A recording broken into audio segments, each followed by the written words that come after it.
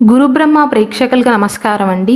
ఈ వీడియోలో 2025 సంవత్సరం ఏప్రిల్ మాసం నుండి జూన్ మాసం వరకు ఈ మధ్య కాలంలో గృహప్రవేశ ముహూర్తాలు అనేవి ఎప్పుడున్నాయి, ఏ తిథి నాడు వచ్చింది, ఏ నక్షత్రం నాడు వచ్చింది, ఏ సమయం నుండి ఏ సమయం వరకు గృహప్రవేశానికి అనుకూలమో చాలా క్లియర్గా వివరించి గృహప్రవేశానికి సంబంధించిన నియమాల గురించి కూడా వివరిస్తానండి.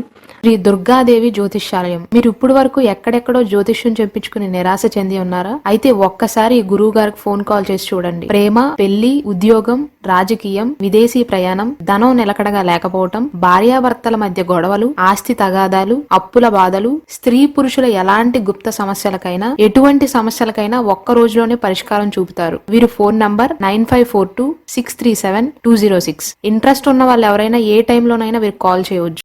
ముందుగా 2025 సంవత్సరం ఏప్రిల్ మాసంలో గృహప్రవేశ ముహూర్తాలు చూసుకున్నట్లయితే ఈ మాసం మొత్తంలో ఒకే ఒక్క ముహూర్తం ఉందండి. అది కూడా ఏప్రిల్ 30వ తారీఖున 2025 సంవత్సరం ఏప్రిల్ 30వ తారీఖు బుధవారం నాడు వచ్చిందండి. ఉదయం 5:43 నుండి మధ్యాహ్నం 2:12 వరకు మంచి గృహప్రవేశ ముహూర్తం అనేది ఉంది. రోహిణీ నక్షత్రం నాడు తృతీయ తిథి నాడు వచ్చింది. ఈ మాసంలో ఇదే ఏకైక గృహప్రవేశ ముహూర్తం. తర్వాత మళ్ళీ మే మాసంలో ఉంది. మే మాసంలో మొత్తం 10 ముహూర్తాలు ఉన్నాయి. మొదటి ముహూర్తం ఎప్పుడంటే మే 1వ తారీఖు 2025 మే 1వ తారీఖు గురువారం నాడు ఉదయం 11:23 నుండి మధ్యాహ్నం 2:21 వరకు మృగశిర నక్షత్రం పంచమి తిథి నాడు చాలా మంచి గృహప్రవేశ ముహూర్తం అనేది ఉంది. మళ్ళీ రెండవ ముహూర్తం ఎప్పుడంటే 2025 సంవత్సరం మే 7వ తారీఖు బుధవారం నాడు వచ్చిందండి. సాయంత్రం 6:17 నుండి మరుసటి రోజు మే 8వ తారీఖు ఉదయం 5:39 వరకు చాలా మంచి గృహప్రవేశ ముహూర్తం అనేది ఉంది. ఉత్తర ఫల్గుని నక్షత్రం ఏకాదశి నాడు వచ్చింది. మూడవ ముహూర్తం మే 8వ తారీఖున ఉందండి.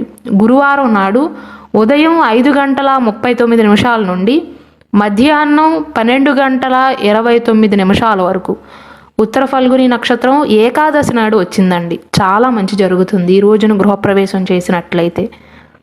మళ్ళీ మే 9వ తారీఖున ఉంది. ఇది శుక్రవారం నాడు వచ్చిందండి. తెల్లవారుజామున 12:09 నుండి మే 10వ తారీఖు మరుసటి రోజు ఉదయం 5:39 వరకు చిత్తా నక్షత్రం త్రయోదశి నాడు చాలా మంచి గృహప్రవేశ ముహూర్తం అనేది ఉంది. తదుపరి ముహూర్తం మే 10వ తారీఖున ఉందండి. శనివారం నాడు చిత్తా నక్షత్రం రోజున త్రయోదశి నాడు ఉదయం 5:39 నుండి సాయంత్రం 5:29 వరకు చాలా మంచి గృహప్రవేశ ముహూర్తం అనేది ఉందండి. తదుపరి మే 14వ తారీఖున ఉంది.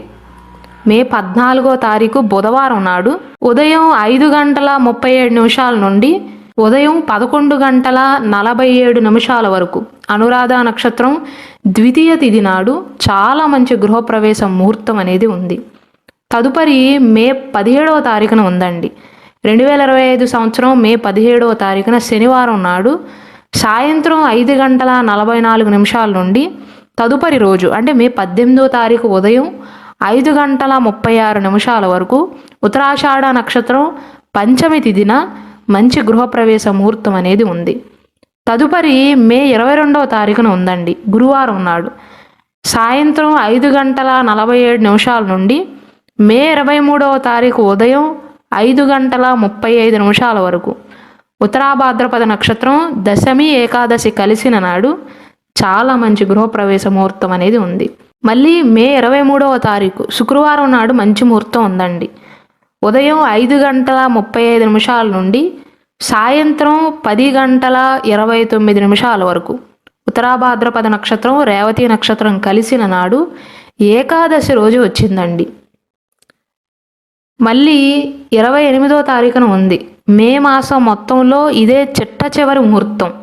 2025 సంవత్సరం మే 28వ తారీఖు బుధవారం నాడు ఉదయం 5:34 నుండి మరుసటి రోజు మే 29వ తారీఖు ఉదయం తెల్లవారుజామున 12 గంటల 29 నిమిషాల వరకు మృగశిర నక్షత్రం ద్వితీయ తిథిన మంచి గృహప్రవేశ ముహూర్తం అనేది ఉంది. మే మాసంలో మొత్తం 10 ముహూర్తాలు మాత్రమే ఉన్నాయి. ఇక 2025 సంవత్సరం జూన్ మాసంలో గృహప్రవేశ ముహూర్తాలు చూసుకున్నట్లయితే కేవలం 2 ముహూర్తాలు ఉన్నాయండి.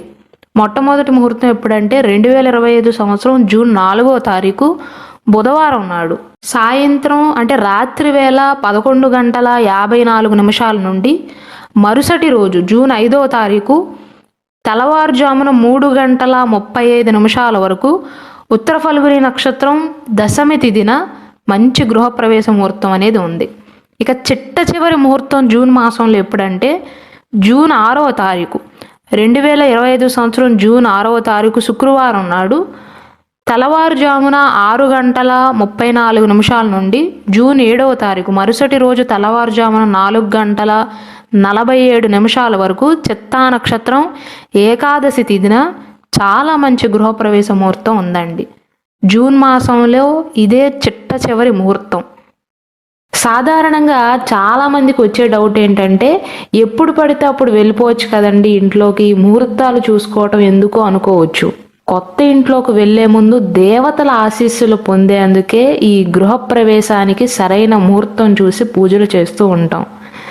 వాస్తుశాస్త్రం ప్రకారము అలాగే తెలుగు పంచాంగాన్ని కూడా చూసుకుని సొంత ఇంట్లోకి ప్రవేశించటానికైనా అంటే కొత్త ఇంట్లోకి ప్రవేశించటానికైనా లేదా అద్దె ఇంట్లోకి వెళ్ళటానికైనా సరే ఇవన్నీ కూడా మంచి ముహూర్తాలు చూసుకుని మాత్రమే ప్లాన్ చేసుకోవాలి.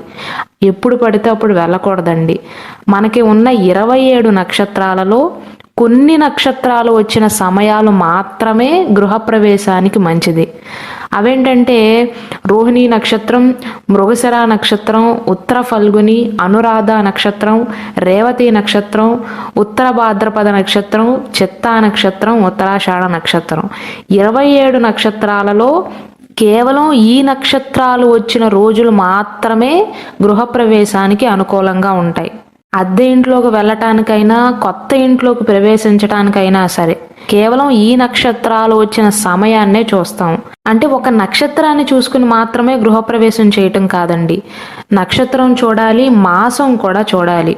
ఉదాహరణకు మాఘమాసం వచ్చినప్పుడు, ఫాల్గుణ మాసం వచ్చినప్పుడు, వైశాఖ మాసం వచ్చినప్పుడు, జ్యేష్ఠ మాసం కూడా గృహప్రవేశానికి అత్యంత పవిత్రమైనవిగా పరిగణించబడతాయి.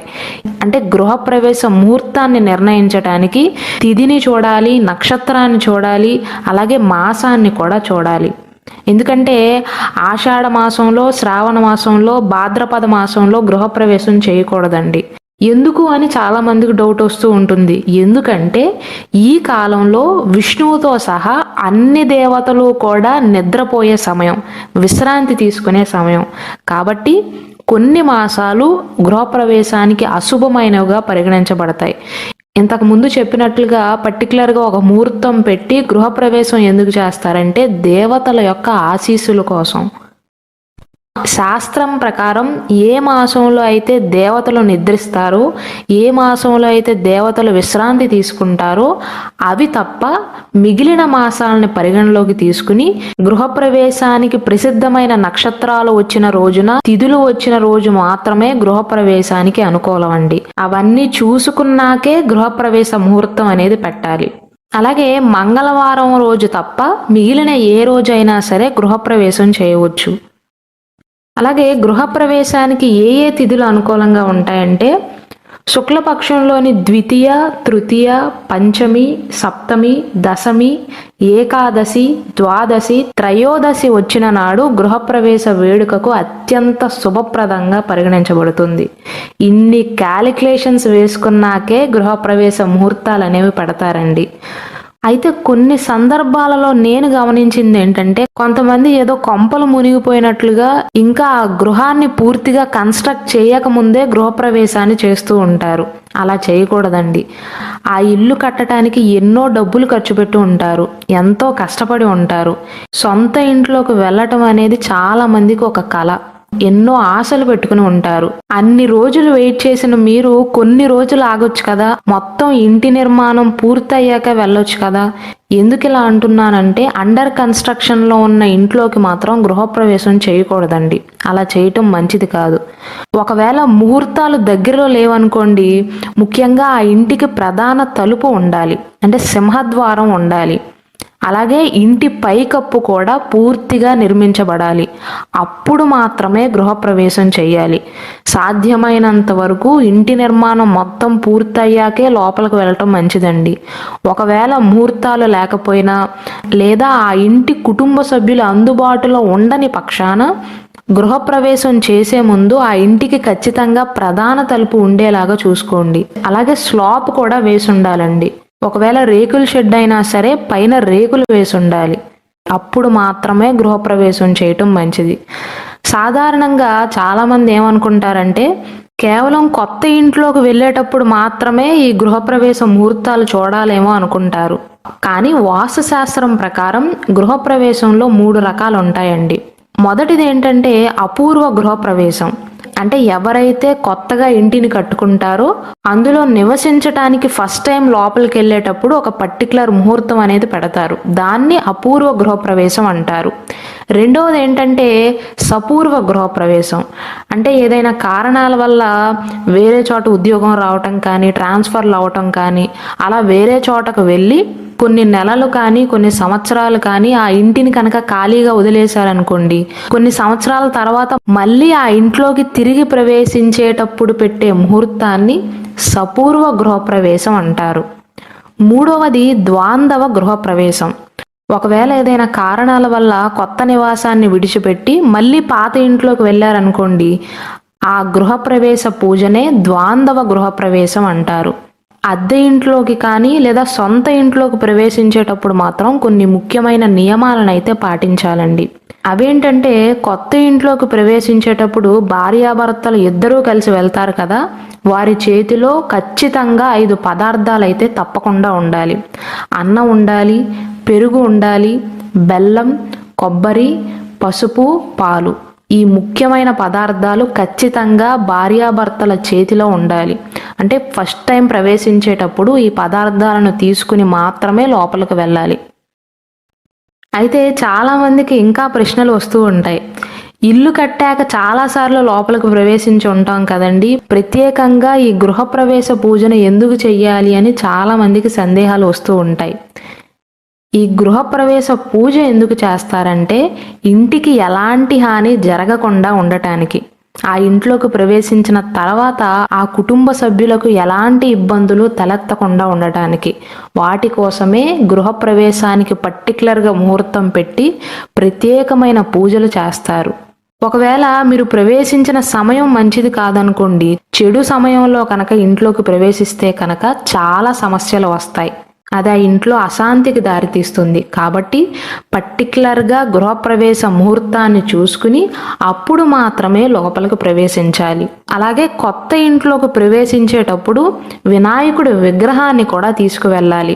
అలాగే దక్షిణావర్తి శంఖాన్ని, శ్రీయంత్రాన్ని తీసుకురావటం కూడా వాస్తుశాస్త్రం ప్రకారం ఒక ఆనవాయితీ.